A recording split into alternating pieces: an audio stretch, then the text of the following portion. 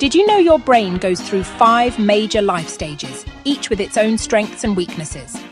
A massive new study has mapped how our brain's wiring changes from birth to age 90. And the results are fascinating. Stage 1. Ages 0 to 9.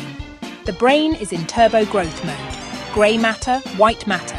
Everything is expanding and forming new connections at lightning speed. Stage 2. Ages 9 to 32. Now the brain doesn't just grow, it sharpens.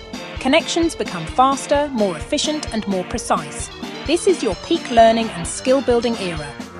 Stage 3, ages 32 to 66. Surprised? This is the most stable stage. No major rewiring. Your brain maintains a strong, balanced network. Stage 4, ages 66 to 83. Here, the brain begins to lose connectivity. Communication between regions slowly becomes less efficient. Stage 5, 83 plus. Most regions now struggle to talk to each other, marking the final stage of natural aging.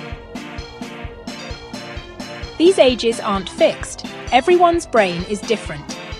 But understanding these stages helps us learn how the mind grows, adapts, and ages throughout life. If you found this interesting, don't forget to like, share, and subscribe for more brain science explained simply.